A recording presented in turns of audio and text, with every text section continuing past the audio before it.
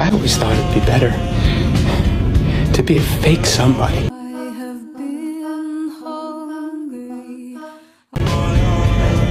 And a real nobody. If you're watching this, you probably already understand that not every friend or admirer is harmless.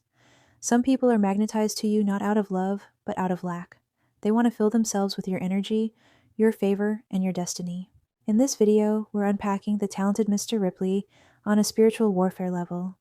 Tom Ripley is a demonic archetype, an imitator spirit. He's a destiny swapper.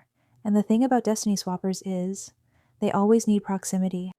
Tom Ripley calls himself a nobody, at least at first. A struggling, insecure young man in the 50s New York who's invited to Europe to retrieve a wealthy heir named Dickie Greenleaf. But instead of bringing Dickie home, Tom gets addicted to Dickie's lifestyle and eventually tries to become him. This is textbook destiny swapping. People who feel unseen, unloved, and spiritually barren often attach themselves to people walking in divine favor. They study you, flatter you, imitate you, but behind the admiration is an agenda. The Talented Mr. Ripley is set in the 1950s Italy. Patricia Highsmith's novel, published in 1955, and the 1999 film adaptation both take place during that time period.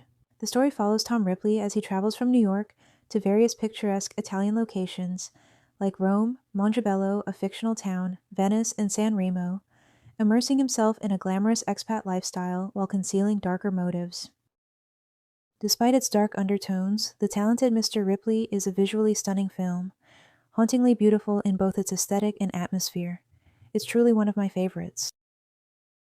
Destiny swappers target beautiful people from prominent families because these individuals often carry a high level of natural favor, spiritual inheritance, and visibility. Beauty draws admiration and energy from others, making the person a beacon of light or attention, which spiritual manipulators may try to siphon. Prominent families tend to have generational blessings, whether in wealth, connections, reputation, or spiritual covering, that make them especially desirable targets. Some believe these blessings can be accessed, redirected, or stolen through spiritual manipulation, occult rituals, or psychological influence. By attaching themselves to someone who is already favored, a destiny swapper attempts to hijack that person's path, harvest their blessings, or walk in a version of success that was never meant for them. The more divine protection, attention, or abundance a person naturally attracts, the more likely they are to be envied and targeted by those looking for shortcuts to power, influence, or purpose. One of the biggest vulnerabilities of people who carry spiritual blessings, whether it's beauty, favor, charisma, or generational covering, is their kindness. This creates a spiritual blind spot. They project their goodness onto others. When you're walking in light, it can be hard to imagine that someone would want to harm you, especially when they're smiling in your face. You assume they're like you, kind, secure, and genuine. But destiny swappers are not moved by admiration. They're driven by envy, entitlement, and resentment masked as fascination. This is exactly what happened between Dickie and Tom. Forging signatures, telling lies. That was Tom revealing his true nature. But instead of distancing himself, Dickie kept him close. He let Tom into his world, into his lifestyle, his friend group, and even his trust. Why? Because Dickie, for all his flaws, had the naive kindness that comes with favor. He didn't imagine someone would become his friend just to replace him. This is how many spiritually blessed people get compromised. They don't recognize when admiration becomes obsession. They confuse attention with alignment. They believe being kind will protect them, when in reality it makes them more vulnerable to spiritual predators who see their blessings as an opportunity. What makes it more dangerous is that the people targeting them often don't look dangerous. They come in the form of friends, fans, supporters, or like Tom, a lonely outsider who just wants to belong. Dickie Greenleaf as the target. Dickie is attractive, wealthy, well-connected, essentially living in effortless abundance. Born into privilege, his life represents inherited favor, which many destiny swappers believe they're entitled to take. Spiritually unguarded, Dickie's arrogance and moral looseness make him an easy target. He doesn't recognize the danger Tom represents until it's too late. Tu vuoi fare l'americano, americano, ma si beve whisky and soda. O tu abballi al rock and roll, tu giochi al baseball. Alla posetta di mamma, tu vuoi fare l'americano. Amico americano questa sera, qui su Come on, get out of here. Se tu le parla in mie zame. once Dickie opened his world to Tom, it didn't take long for Tom to become overwhelmingly intrusive. What began as innocent companionship quickly morphed into an obsessive attachment. Tom wanted to be part of every aspect of Dickie's life. He inserted himself into Dickie's routines, interests, and relationships with an intensity that felt less like friendship and more like possession. As the lines blurred, Tom began developing a sexual attraction to Dickie, further complicating his fixation. His constant presence became suffocating. Relax. There's so much to do in a single day. Dickie is trying to have fun, but Tom keeps ruining the mood by wanting to go sightseeing. Most important question is where to eat. I hope Freddie made a reservation. When Freddie, Dickie's friend, arrives, Dickie suggests that Tom go sightseeing. But when Dickie returns home, he finds Tom playing around in his clothes. May I? What are you doing? Oh. I wish you'd get out of my clothes. Dickie realizes he needs a break from Tom and suggests he return to New York. As a farewell gesture, he decides to take him to San Remo. While there, Tom reveals that he had lied about going to Princeton, and even about liking jazz. He fabricated it all just to have something in common with Dickie. Tom Ripley? We were at Princeton together.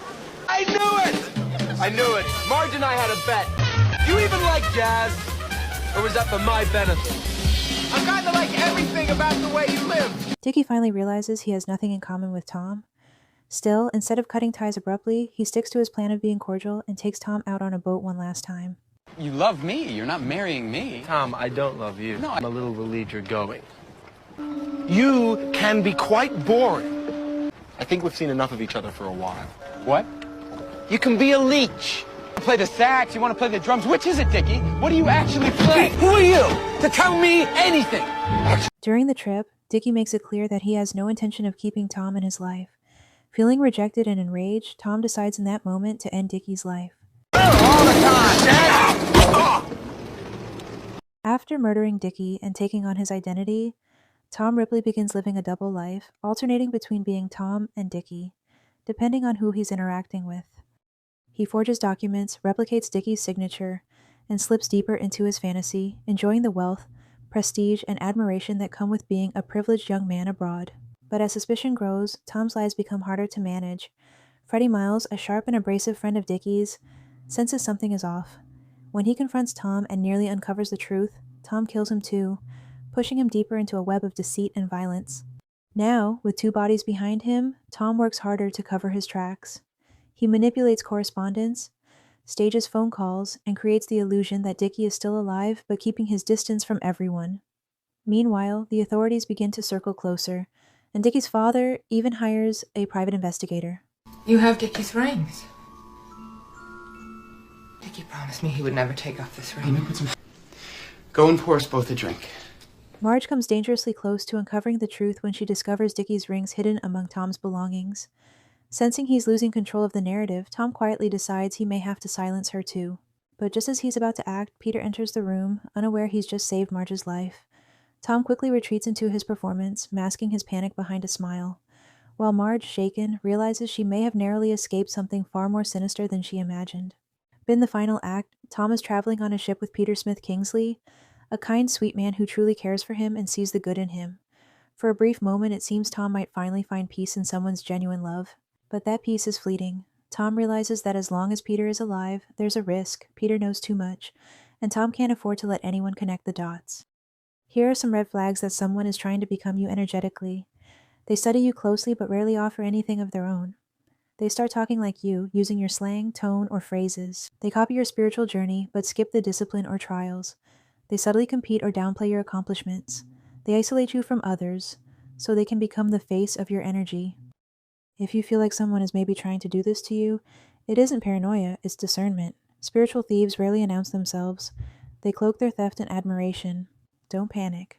God sees everything. I'll be doing a full video on this soon, but here are a few quick steps to help you start reclaiming your destiny. Renounce any spiritual agreements made in ignorance, flattery, oversharing, soul ties.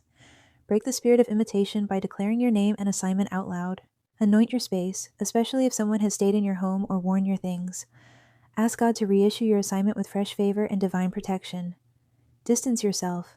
Sometimes the thief only thrives in your presence. The Talented Mr. Ripley isn't just a psychological thriller, it's a spiritual warning. Destiny swappers are real. They often come wrapped in charm, admiration, or even friendship. also romantic partners. But underneath, they're drawn to your light because deep down, they believe they have none. Stay sharp, stay covered, and most of all, don't give everyone access to your favor. If you found this breakdown eye-opening, be sure to like, comment, share, and subscribe. This helps this channel reach more people and improve their lives. I have more videos coming on how the spirit realm intersects with the physical world and how to spiritually protect what's yours. Thanks for watching. See you in the comments.